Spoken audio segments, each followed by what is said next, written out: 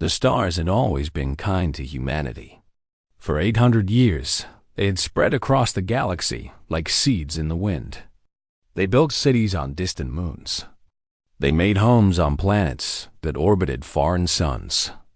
They believed they were safe. They believed they were strong. They were wrong. Admiral Park Genu stood on the command bridge of the Eternal Dawn, the flagship of Earth's defense fleet.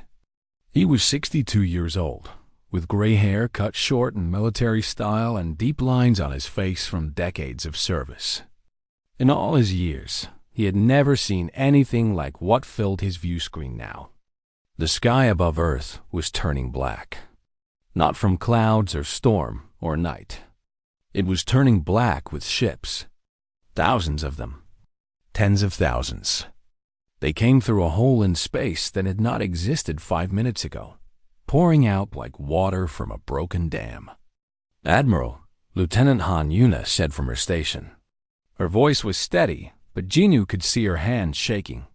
"We are receiving a transmission from the unknown fleet." "Put it through," Genu ordered. The main screen flickered. A face appeared, if it could be called a face. The creature was tall and thin, with skin the color of old bone. Its eyes were completely black, like holes cut into the universe. When it spoke, its voice was cold and flat, like metal scraping against stone. "We are the Veth Dominion. We have watched your species for 2 of your centuries. We have judged you. You will serve us now. This is not a request. This is not a negotiation. This is fact." The transmission ended. Genu felt his blood turn cold. He had read the old files, the classified reports from deep space explorers who had found dead worlds and empty civilizations. Ruins that stretched for thousands of kilometers. Species that had simply vanished. There had always been whispers of something out there. Something that took and never gave back. Now that something was here. "All ships," Genu commanded, his voice hard as iron, "form defensive positions around Earth. We will hold them here." But even as he gave the order, he knew the truth. Earth's defense fleet numbered 400 ships. The enemy had brought an armada beyond counting. This would not be a battle. This would be a slaughter. The first wave of Veth ships descended on Earth's orbital stations. They did not fire weapons as humans understood them. Instead, beams of pale light reached out from their vessels, and everything those beams touched simply stopped working. Power systems died. Engines went silent. Life support failed. Within the first hour, half of humanity's space fleet was drifting dead in the void. On the ground, the cities began to burn. Lieutenant Han Yuna reported the numbers as they came in, her voice growing quieter with each update. Seoul was gone. Tokyo was gone. New York, London, Beijing, Sydney all dark, all silent. The Veth did not waste time with ground combat. They simply fired from orbit, turning entire metropolitan areas into craters of glass and ash. 12 billion people lived on Earth. By the end of the first 6 hours, 3 billion were dead. Admiral Genu watched it all on his screens, and something inside him broke. He had spent his entire life protecting humanity. He had trained for this. He had prepared for this. And none of it mattered. None of it had made any difference at all. The Veth transmitted their terms again. The same cold voice. The same black eyes. "You will surrender all military assets. You will present your leaders for processing. You will accept your new role as labor stock for the Dominion. Those who comply will be allowed to continue existing. Those who resist will become examples for the others." Earth's unified government surrendered within the day. Genu received the order to stand down, to power off weapons, to accept Veth boarding parties. He obeyed because he was a soldier, and soldiers followed orders. But as Veth troops marched through the corridors of his ship, as they bound his crew in restraints that burned the skin, as they shot anyone who moved too slowly, he understood something important. Surrender had not saved them. Surrender had only delayed what was coming. On the surface of Earth, in a small town outside what used to be Bizan, a young man named Kang Do-eun crawled out of the rubble of his home.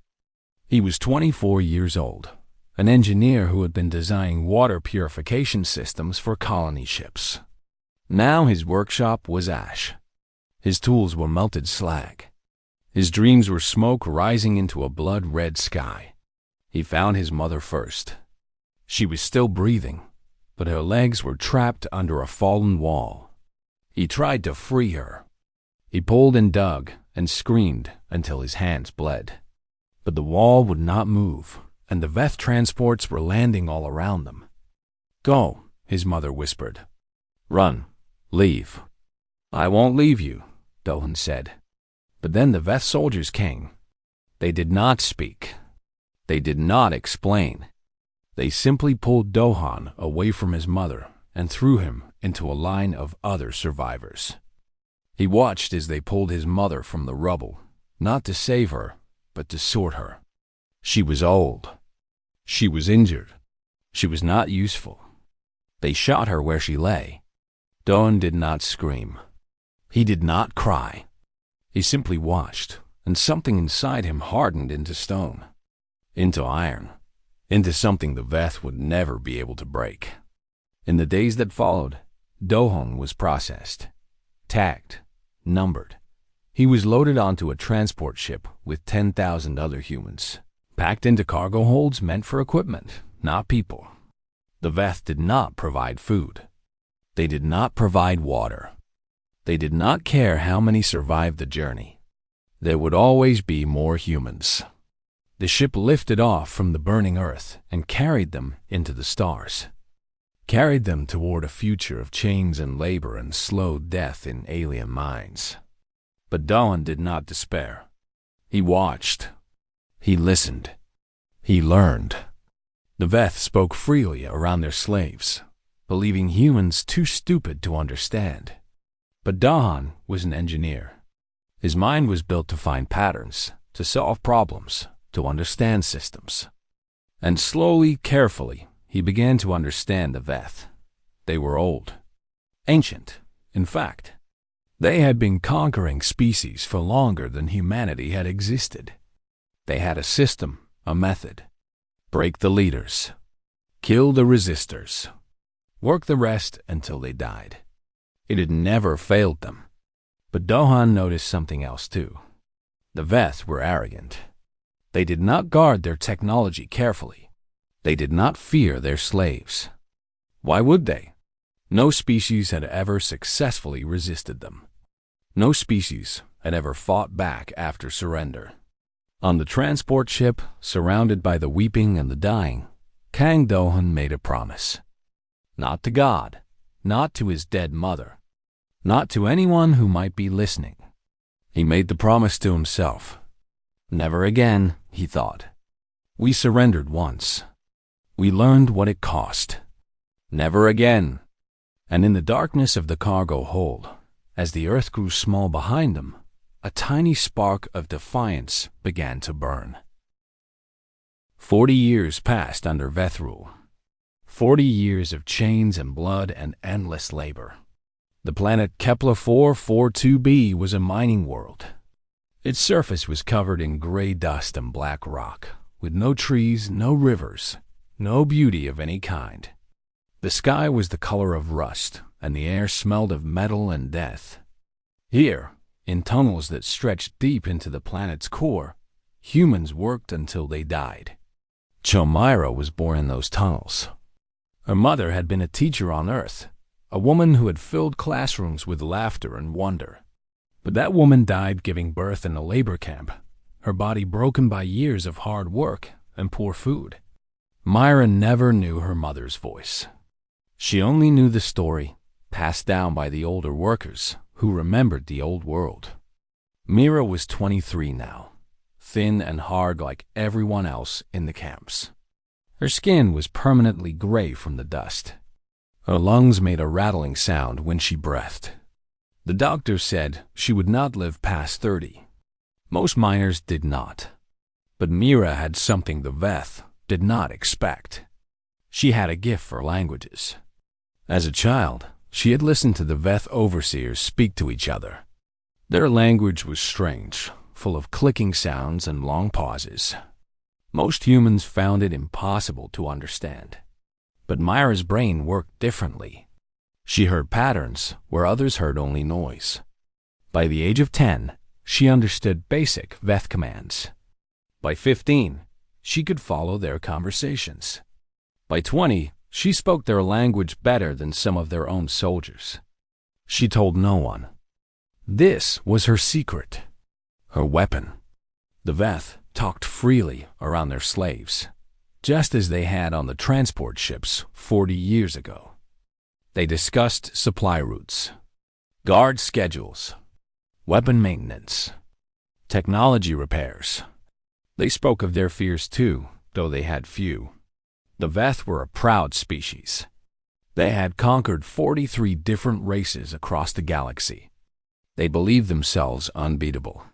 But Myra listened, and she remembered. There was another person in the camps who carried secrets. An old man named Kandoan, now 64 years old and more scar tissue than healthy flesh. He had survived 17 execution attempts. 17 times, the Veth had decided he was too dangerous to keep alive. 17 times, something had gone wrong, a malfunction, an accident, a mistake. The other prisoners called it luck. Dawn called it spite. I refuse to die before they do, he told Myra one night in the brief rest period between shifts. That is my only plan. That is my only goal. Outlive them all. Dohan had organized a network in the camps. It was small and secret, built over decades of careful work. Trusted prisoners passed messages through hand signals. They hid tools in places the Veth never thought to check. They shared knowledge in whispers, passing it from one generation to the next like a precious inheritance. The old man taught the young ones everything he knew. Guerrilla tactics from Earth's history. How to make weapons from mining equipment. How to disable a Veth stun collar without triggering the alarm. How to move through the tunnels without being tracked. Most importantly, he taught them how to think. The Veth believe we are animals, Dawn said to a group of young workers one night. They sat in a forgotten corner of the mines, hidden from the surveillance drones by a layer of metallic dust that blocked their signals. They believe we cannot plan. They believe we cannot wait. They believe we will always break. He held up his hands. They were twisted and scarred, the fingers bent at wrong angles from old injuries. But his eyes burned with a fire that age had not dimmed. They are wrong. We are not animals. We are the species that walked out of Africa and conquered a planet. We are the species that crossed the void between stars. We are the species that refuses to stay dead. Myra became one of Dawn's best students. Her language skills made her invaluable. She worked her way into a position as a camp translator, a slave, allowed to stand near the overseers and speak for them when they addressed the workers. The Veth saw her as a useful tool, nothing more. They did not realize she was memorizing every word they said. She learned that the Veth dominion was vast but brittle. They ruled through fear, not loyalty. Their subject races obeyed because resistance meant death, not because they believed in the Veth cause. The Dominion was held together by terror alone. She also learned that the Veth had weaknesses. Their technology was powerful but standardized. Every ship, every weapon, every system used the same basic designs. If someone could understand those designs, they could find ways to break them. Mira shared this knowledge with Dawn. He smiled, a rare expression that looked strange on his scarred face. Good, he said. Now we need to share it with everyone else. The network grew slowly. A word here, a signal there, a piece of stolen technology hidden in a false wall. humans on Kepler 442b began to change. They still worked. They still obeyed. But behind their empty eyes, plans were forming. The Veth did not notice. Why would they? They had been conquering species for thousands of years. Every race they encountered followed the same pattern. Resistance at first, then broken surrender, then slow acceptance. Humans were no different. Humans would learn their place. But the Veth did not understand something important about humans. Something that set them apart from all the other conquered species. Humans passed down their pain. Every child born in the camps heard the stories. Stories of Earth, green and blue and beautiful. Stories of freedom, of choice, of lives lived without chains. Stories of the day the Veth came and took everything away. These stories were not told to comfort. They were told to remind, to sharpen, to keep the wound fresh. The older prisoners made sure the young ones never forgot. They made sure hatred was passed down like a family heirloom, kept polished and bright through the generations. The Veth had conquered many species, but no species had ever hated them the way humans learned to hate. One night, Mira sat with old Doan in their hidden corner of the mines. The rust-colored sky of Kepler 442b was visible through a crack in the tunnel ceiling, stars twinkling faintly through the haze. How much longer? Myra asked. How much longer do we wait? Dohan was quiet for a moment. He was old now, his body failing. He knew he might not live to see freedom, but that did not matter. He was not fighting for himself. We wait until we are ready, he said. We wait until we are everywhere. Until there is not a single human in the Dominion who does not know the plan. And then, when the moment is right, we strike together. All of us. At once. He looked at Myra, and his eyes were soft despite the hardness of his words. I will not live to see it, he said. But you will. You must. And when that day comes, you must show them what their surrender cost us. Show them what we became because of it. Show them why Terrans will never surrender again. Myra nodded. She felt the weight of his words settle onto her shoulders like a cloak made of iron. It was heavy, but she did not bend. I will, she promised. Deep in the mines of Kepler 442b, surrounded by gray dust and the bones of the dead, the spark that Kan Dohan had carried across 40 years of darkness finally found new fuel. It would not be long now. Captain Yoon Taiho had never seen Earth. He had never walked on grass or felt rain on his face. He had never known what it meant to be free. He was born on a Veth breeding station orbiting a dead star. The station existed for one purpose, to create better slaves. The Veth had learned that certain humans were stronger, smarter, more obedient than others. So they selected the best breeding stock and engineered new generations designed to serve. Taiho was supposed to be perfect. His genes were carefully chosen. His body was designed for strength and endurance. His mind was conditioned from birth to obey Veth commands without question. It had not worked. No one knew why. Perhaps there was something in human nature that could not be bred out.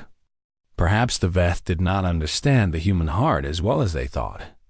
But from his earliest memories, Taiho had felt something wrong. A fire in his chest that would not go out. A voice in his head that whispered one word over and over. No doubt he learned to hide it. He learned to wear an empty face and speak with an empty voice. He passed every obedience test the Veth gave him. They promoted him to ship crew, then to junior officer, then to pilot. They trusted him. That was their mistake. When Taiho was 32, he killed his Veth commander and stole a frigate.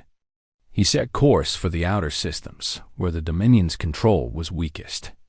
He expected to die alone in the void, hunted and destroyed. Instead, he found others like him.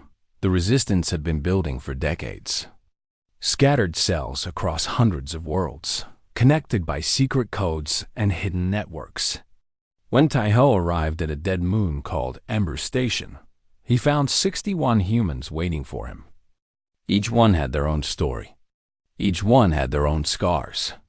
Each one had chosen death over submission. Among them was ECO Hannah, a former Veth translator. She was small and quiet, with gray streaks in her black hair from years of stress. She had spent 15 years in the Dominion's central data hub, processing information for the enemy. In that time, she had memorized every access code she saw. Thousands of them. Millions of them. All stored in a mind that the Veth had dismissed as too weak to matter. There was also Beek Jisu, a combat medic who had worked in a Veth military hospital. Her job had been to heal wounded Veth soldiers so they could return to killing humans. One day, she had reached her limit.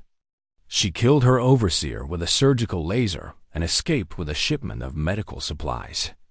Now she healed humans instead, patching up the wounded and keeping the resistance alive. These were Taiho's people now. His crew, his family. They called their ship the Silent Flame, and for 5 years they had been a ghost in the darkness. They attacked supply convoys. They freed prisoners from transport ships. They sabotaged mining operations on a dozen worlds. Small strikes. Careful strikes. Never enough to draw serious attention. But now, everything was about to change. The message had come from Kepler 442b, from the old network that Kan Do-hoon had built. The time for small strikes was over. The resistance was ready for something bigger. Something that would shake the entire Dominion. They needed the Silent Flame to infiltrate the Veth's primary data hub and broadcast a signal to every human in Dominion space. A simple message. 4 words. They can be beaten. Rise.Taeho gathered his crew in the cargo hold of the Silent Flame. The ship was old and patched together from stolen parts, but it flew true and silent. It was home. You all know what we are being asked to do, Taiho said. His voice was calm, but his eyes burned. The data hub is in the heart of Veth territory. It is one of the most heavily guarded installations in the Dominion. We will be outnumbered 100 to 1. Most of us will not survive. He paused, letting the words sink in. I am not going to order anyone to come. This is a choice. If you want to stay behind, I will not think less of you. But if you come with me, know this. We are going to light a fire that the Veth will never be able to put out. We are going to show every human in the galaxy that resistance is possible. That surrender is not the only option. Silence filled the cargo hold. Then, one by one, hands rose. Every single member of the crew volunteered. 62 hands. 62 lives offered freely. Jisu smiled, though her eyes were wet. We did not survive this long just to die quiet, she said. Hana nodded, her face calm. I have been waiting for this moment for 15 years. Every code I memorized. Every system I learned. It was all for this. Taiho looked at his crew, his family, and felt something he had never expected to feel. Pride. Not in himself, but in them. In what humanity could become when it chose to stand up. Then let us go show them what Terrans are made of, he said. The Silent Flame jumped to light speed, leaving Ember Station behind. The mission had begun. The data hub orbited a gas giant in the core systems, surrounded by defense platforms and patrol ships. Getting in seemed impossible. But Hannah knew the codes. She knew the patrol schedules. She knew exactly when and where the defenses would be weakest. They went in disguised as a supply transport, using codes that Hannah had carried in her memory for over a decade. The Veth systems accepted them without question. They docked at a maintenance port on the far side of the station. From there, everything went wrong. A random patrol spotted them in the first corridor. Alarms screamed. Blast doors slammed shut. The station woke up like a hive of angry insects, Veth soldiers pouring out of every doorway. Taiho did not hesitate. Forward, he shouted. We stop for nothing. They fought through corridor after corridor. Jisoo took a plasma round in the leg but kept moving, bandaging herself as she ran. Hannah guided them through maintenance tunnels and service passages. A knowledge of the station's layout saving them again and again. But the Veth were everywhere. 31 of the 62 crew members fell in the first hour. Taiho watched them die one by one, people he had eaten with, laughed with, bled with. Each death was a wound in his heart. But he could not stop, could not hesitate, could not let their sacrifice be meaningless. They reached the central broadcast chamber with 20 minutes of air left in their emergency suits and Veth reinforcements closing in from all directions. Hana's hands flew across the control panel, entering codes faster than the eye could follow. Almost there, she whispered. Blood ran down her face from a cut on her forehead. Her left arm was gone below the elbow, hastily sealed with emergency foam. She did not seem to notice. Taeho stood guard at the door, firing at every Veth soldier who appeared. His shoulder burned where a plasma bolt had punched through, but he kept shooting. Whatever happens, he called back to Hana, make sure that message gets out. It will, she promised. The console beeped. The signal was ready. Hana pressed the button. Across the Dominion, on 1,000 worlds, in 1,000,000 labor camps and mining stations and breeding facilities, every human heard the same words. They can be beaten. Rise. The Veth destroyed the broadcast chamber seconds later. Of the 62 crew members of the Silent Flame, only 11 survived to reach the escape pods.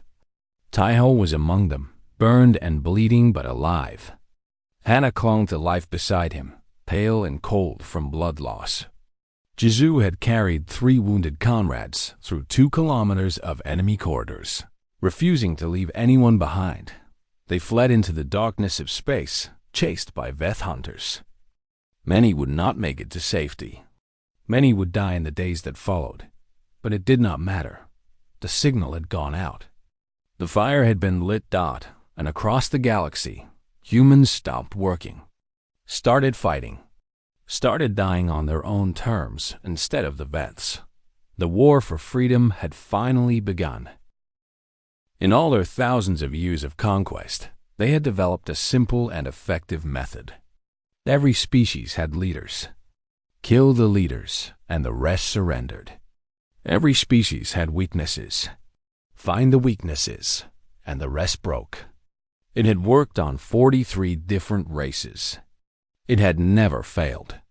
Until now. General M. Suho commanded the Liberation Fleet from the bridge of a converted cargo hauler called the Iron Will. The ship was ugly and slow, held together by welded patches and desperate repairs. But it flew and it fought, and that was all that mattered. Suho was 50 years old, with a soldier's build and a scholar's eyes. He had been born free on one of the outer colonies, a place the Veth had not yet reached when he was young. When the Dominion finally came for his world, he had been old enough to fight back, old enough to escape, old enough to remember what freedom tasted like. He had been building the Liberation Fleet for 15 years, ever since the signal from the data hub went out.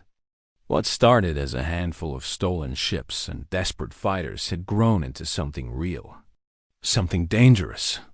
12 star systems now flew the flag of the rebellion. Millions of freed humans had joined the cause. But the Veth were still stronger. Much stronger. Suho stood at the holographic display that showed the current state of the war. Red markers showed Veth positions, a vast sea of crimson covering most of the galaxy. Blue markers showed human territory, small islands in that endless red ocean. His tactical advisor stood beside him. No Yunji was only 24 years old, but her mind worked faster than anyone Suho had ever met. She had grown up in a resistance cell, learning strategy and tactics instead of games and songs. By the age of 18, She had planned the destruction of her first Veth capital ship. By 22, she had done it twice more. Some of the older officers did not trust her youth. Suho did not care. She was brilliant, and in this war, brilliance mattered more than experience. The Veth are regrouping in the Andara sector, Unji reported, her fingers dancing across the display. They are pulling ships from the core systems. It looks like they are preparing a major offensive. How many ships?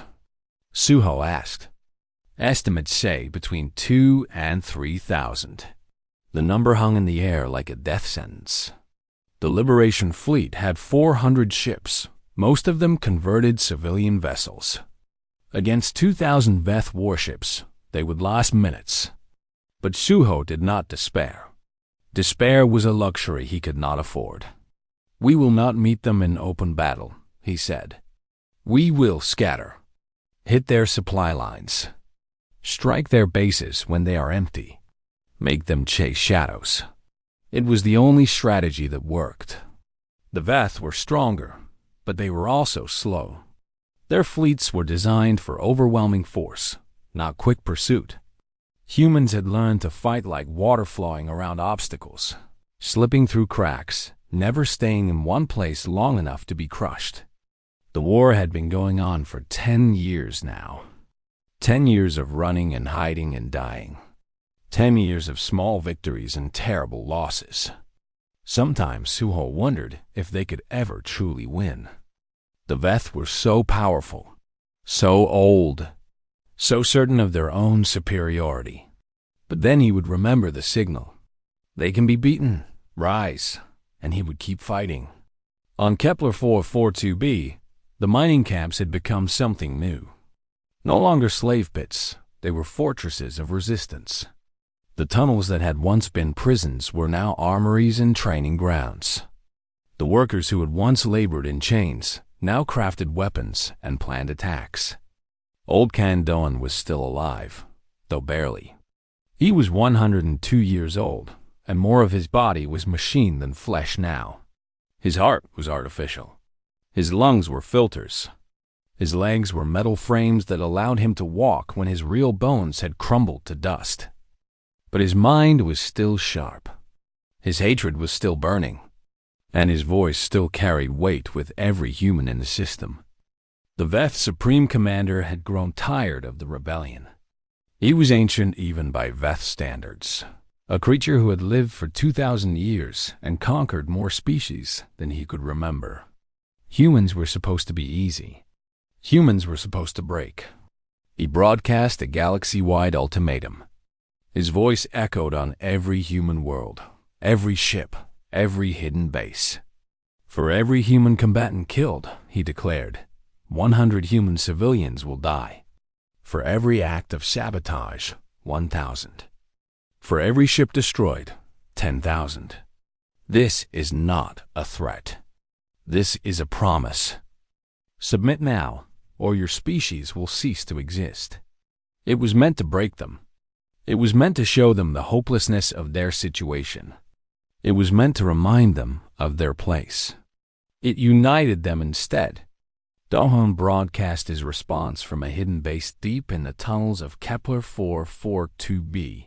His voice was weak, filtered through electronic speakers, but his words were fire. "You think we fear death?" he said. "We have lived in your hell for 40 years. Our children are born in chains. Our elders die in mines. You have taken everything from us, our homes, our families, our future. There is nothing left you can threaten us with." He paused, and when he spoke again, his voice was cold. "You made us into this. You taught us that surrender means slow death. You showed us that obedience brings only more suffering. Now you will learn what happens when you leave a species with nothing to lose." That night, human workers on 17 Veth core worlds rose up simultaneously. They had been waiting, planning, preparing. For months they had hidden stolen tools, memorized patrol schedules, identified critical systems. When the signal came, they struck. Power grids went dark across entire planets. Factory complexes exploded. Communication networks crashed. In a single night, the Veth Dominion's economy suffered more damage than in the previous 10 years of war combined. The Veth responded with brutal force. They killed civilians by the thousands, just as they had promised. They made examples. They tortured. They burned. It did not matter. For every human they killed, 10 more took up arms. For every world they pacified, 2 more erupted in rebellion. The Veth could not understand it, could not adapt to it. They had conquered species before by breaking their will to resist. But humans had no will left to break. They had only hatred, only rage, only the memory of what surrender had cost them. General Suho watched the reports coming from across the galaxy. Victories and defeats, triumphs and tragedies. Every day brought new heroes and new martyrs. Every day, the blue spots on his map grew a little larger, even as the cost in blood rose higher and higher. Yunji stood beside him, as she always did. Her young face was hard with exhaustion, but her eyes were bright. "They cannot sustain these losses," she said. "Their economy is collapsing. Their subject races are growing restless. We just need to keep pushing." "How long?" Suho asked. It was the question he asked every day. "Years, probably. Maybe decades. But we will win. I am certain of it." Suho looked at her, at the fire in her eyes, at the certainty in her voice. She had never known a day of freedom in her life. She had been born in war and raised in blood. And yet, she believed. He wished he could share her certainty, but he had seen too much, lost too many. Still, he kept fighting. What else was there to do? On Kepler 442b, Kang Doan died quietly in his sleep. He was 103 years old, and his artificial heart finally gave out. They found him in the morning, a small smile on his scarred face, as if death had brought him some peace at last. Cho Myra was there when they found him. She had been his student, his protege, his closest friend. Now she was one of the leaders of the resistance, a woman whose name was known across the galaxy. She did not weep. There was no time for tears. But she made a promise, standing over his cold body in that dark tunnel. "We will finish this," she whispered. "We will make sure your death means something. We will show them what Terrans can become." And somewhere in the darkness of space, the Liberation Fleet kept flying, kept fighting, kept dying for a future they might never see. The long war continued. Admiral Park Gina stood on the bridge of the Unbroken, the flagship of the Liberation Fleet. She was 42 years old, with her grandfather's hard eyes and her grandmother's fierce heart. Jingu had watched Earth fall from this same position 60 years ago. Gina intended to watch it rise again. The fleet around her was enormous, 2,000 ships crewed by humans from across the galaxy. Some had been born free on colony worlds. Some had escaped from labor camps. Some had been bred in Veth facilities and broken their conditioning.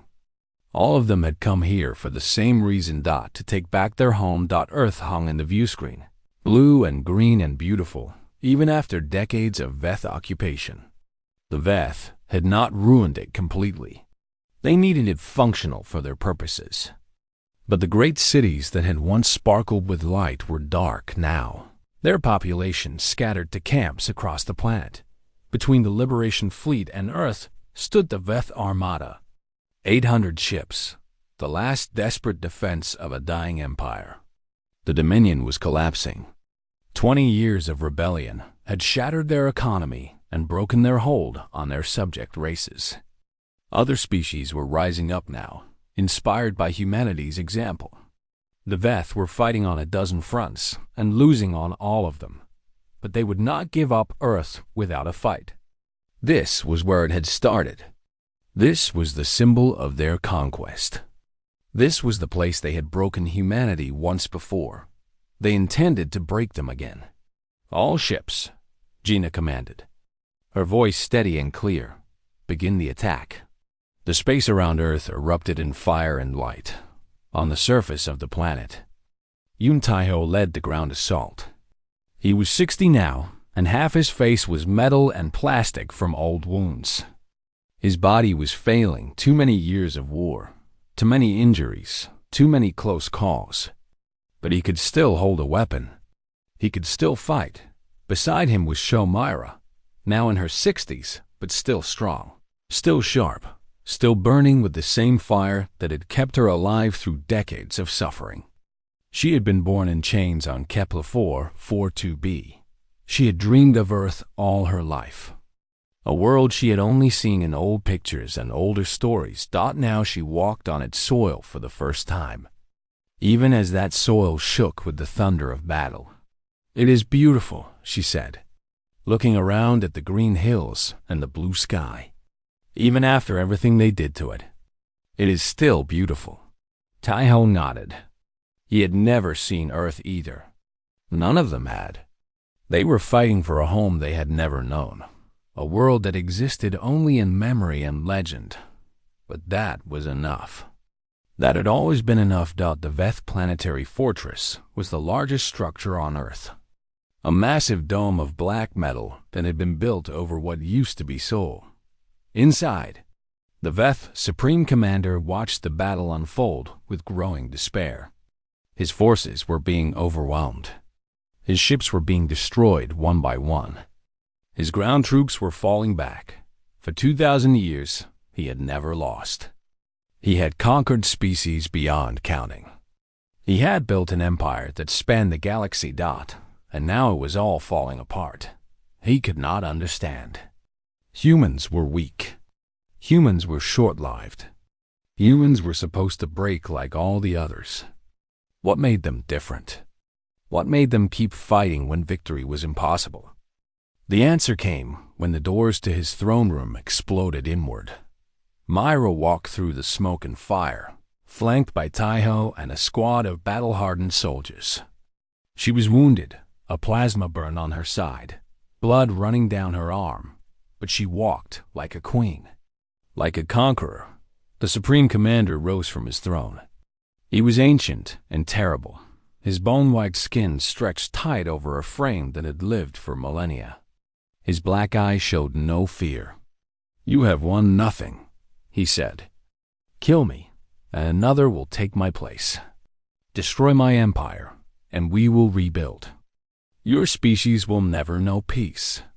You will spend the rest of your existence looking over your shoulders, waiting for us to return." Myra stopped a few meters away from him. She looked at this creature who had caused so much suffering, who had ordered the deaths of billions, who had tried to break humanity into obedient slaves. She felt no anger. Anger had burned out of her long ago. She felt only cold resolve. 60 years ago, she said, your kind came to this world. You offered humanity a choice, surrender and live as slaves or fight and die. Our leaders chose surrender. They thought they were saving lives. They thought obedience would bring mercy. She took a step closer. They were wrong. Surrender brought only slow death. Obedience brought only more chains.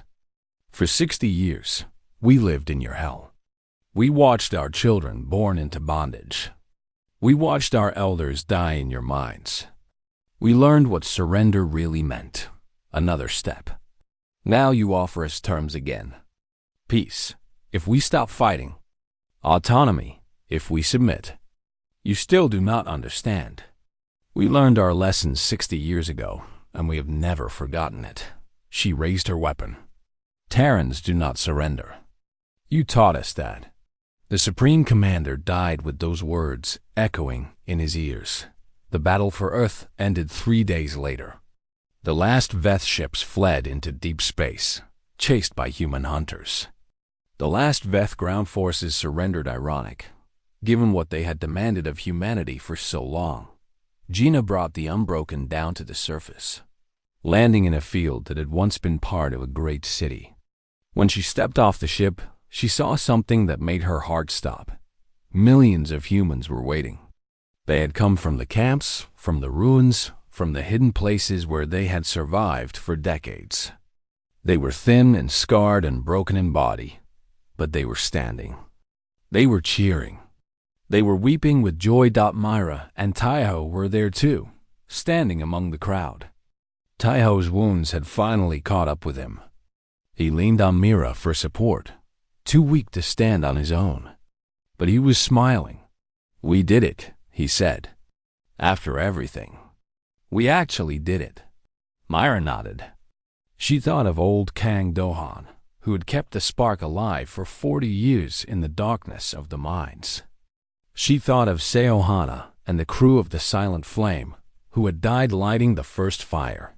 She thought of General Im Suho and No Yunji, who had built an army out of desperate fugitives. She thought of the billions who had died in chains, never knowing that one day their children would be free. "Not we," she said softly. "They, all of them. Everyone who fought and died and refused to give up. They did this." She looked out at the crowd, at the blue sky above, at the green hills in the distance. "We just finished what they started." A century later, on the restored Earth, children visited the monument to the fallen. It was a vast structure of black stone, carved with the names of billions, those who had died in the conquest, those who had died in bondage, those who had died fighting for freedom. At the base, a simple inscription: "They broke us once. We rebuilt ourselves from the pieces, harder, sharper, unbreakable. We remember the fall so we never fall again." In schools across human space, the first lesson every child learned was the same. Not mathematics or language or science. History. The history of the fall. The history of the chains. The history of the long, bloody road back to freedom. And at the end of that lesson, always a single phrase: surrender is just delayed death. Terrans learned the hard way. The stars had always been kind to humanity. And now, at last, humanity was strong enough to be kind to them in return. Strong enough to protect the weak. Strong enough to stand against tyrants. Strong enough to remember. Never again. Never surrender. Never forget.